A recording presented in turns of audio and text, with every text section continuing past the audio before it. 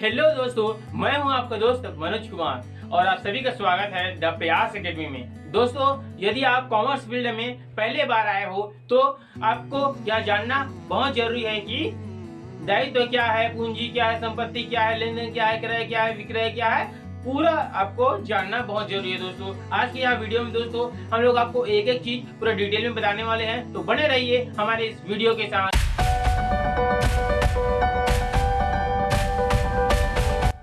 तो दोस्तों, सबसे पहले आते हैं हम लोग व्यावसायिक लेन देन। जी हाँ दोस्तों, व्यावसायिक लेन देन क्या है? दोस्तों, इसे इंग्लिश में बिजनेस ट्रांजैक्शन भी कहा जाता है। दोस्तों, दो या दो से अधिक पक्षों के बीच मुद्रा, धन या सेवाओं का आदान प्रदान को व्यवहार, सौदा या व्यावसायिक लेन देन कहा जाता है। जी हाँ दोस्तों, यदि आप एक 20,000 रुपए का मोबाइल फोन खरीदे तो वह क्या कहलाएंगे? व्यावसायिक लेन देन कहलाएंगे। मतलब इसमें यह है कि दोनों पक्षों के बीच कुछ आ रहा है तो कुछ जा रहा है, यह क्या कहलाएगा? व्यावसायिक लेन देन। जैसे दोस्तों, आप दान दिए, वह क्या कहलाएंगे? व्यावसायिक लेन देन। आप कुछ सामान खरीदे, वह क्या कहलाएंगे? व्यावसायिक लेन देन। आप कुछ सामान बेचे, क्या कहलाएंगे? व्यावसायिक लेन देन।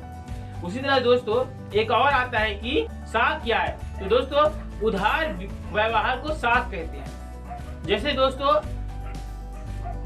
एक पक्ष सामान खरीद रहा है और वह बोल रहा है कि मैं आपका पैसा 2 दिन बाद दूंगा, कुछ समय बाद दूंगा, तो वह क्या कहलाएंगे? उधार के व्यवहार कहलाएंगे, उधार के मदे कहलाएंगे। ठीक है दोस्तों, पूंजी क्या है? तो दोस्तों, पूंजी को इंग्लिश में कैपिटल कहते हैं। दोस्तों, व्यापारी द्वारा व्यापार में लाभ कमाने के उद्देश्य से जो माल, नगद या धन लगाता है उसे पूंजी कहते हैं। तो दोस्तों, दूसरे शब्दों में कहा जाए तो पूंजी धन का वह भाग है जो पुनः धन कमाने के उद्देश्य से लगाया गया विनियोग है। ठीक है दोस्तों, पूंजी क्या कहलाएगा?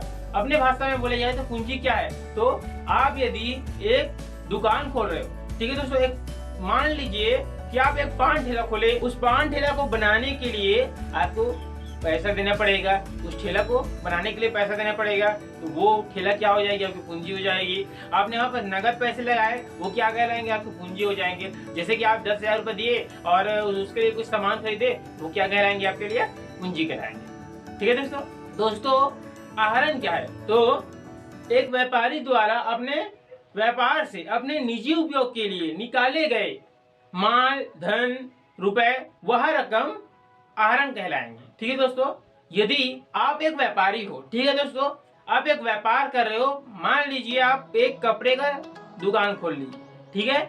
अब अपने दुकान से एक शर्ट पैंट का पीस निकाल लिए खुद के लिए, तो वह क्या कहलाएंगे?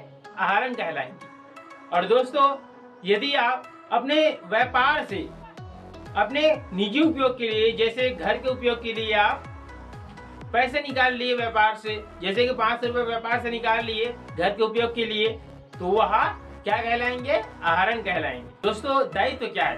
तो व्यापार को चलाने के लिए और अन्य पक्षों से सहारा लेना पड़ता है। जैसे कि मैं एक कपड़े का दुकान खोल रहा हूँ, ठीक है दोस्तों, तो मुझे कपड़े का दुकान चलाने के लिए हो सकता है मैं अपने दोस्त से कुछ रुपए उधार लूं, हो सकता है मैं बैंक से कुछ रुपए उधार लूं, तो जो राशि व्यापारी को छोड़कर अन्य पक्ष को देना होता है उसे दायित्व कहते हैं। जैसे कि आप हो गए राम, ठीक है, और मैं हो गया मनोज, तो मैं एक से एक कपड़े का दुकान खोल रहा हूँ, तो मैं आपसे कुछ पैसा लिए, भाई कुछ दिन के लिए दे दे यार, एक व्यापारी को देना है करके, ठीक है।